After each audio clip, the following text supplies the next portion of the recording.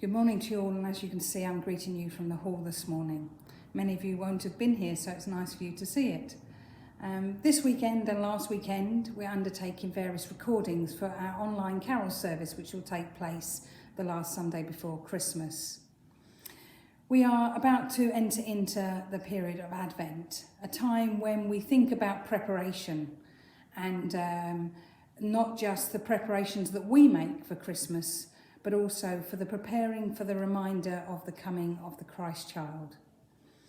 I wonder what your preparations are looking like this Christmas. We're having to plan quite differently. And there's something about the possibility of not being quite so busy that is appealing, but also the sense of we're going to miss out on a number of things. We're used to meeting together. So as we have spent time preparing as a core and trying to think through how we engage with worship in this time particularly, so you're making your own personal preparations. Next Sunday is the first Sunday of Advent, and we would have ordinarily been having our toy service. Of course, there's still a need in this town this Christmas, and we're grateful for Brynquin School committing still to raise money for us.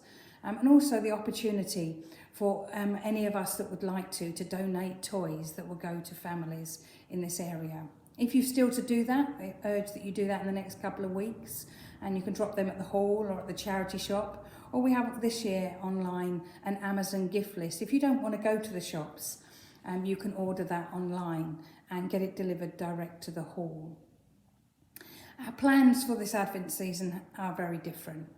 And over the next 3 weeks, the first 3 weeks of Advent, there will be Zoom worship together, 4 o'clock on each Sunday. And then the final Sunday before Christmas, we'll share in our carol service, which will come online. And then Christmas Day. We've thought a lot about Christmas Day. There are people that have been on their own a lot over lockdown. And there are people that are likely to be on their own Christmas Day. And although we're not able to have them here at the hall to share together, we still want to visit them. And we plan to get a meal, a small gift, and we're looking for people who would just give an hour of their time on Christmas Day, late morning, between 11 and 12 ideally. If you feel you can do that, please get in touch with us so we can make sure no one is on their own all of Christmas Day. Just we would suggest that you deliver the gift and just if you can, spend 10-15 minutes chatting with them on their doorstep. So preparation. We've made lots of preparations. We continue to make preparations. And although planning is more difficult in the world that we live in, so as we come to this Advent season, be planning how you're going to connect again with that familiar story of God's love and his gift to us in this world. May this week, as we approach the first week of Advent, be a time when you consciously decide how you're going to go through this Advent season. Maybe you have an Advent calendar with a chocolate in maybe. Or it might be that you commit to this Advent season doing something for somebody else each day. Whatever it is, let's make a difference in a different way.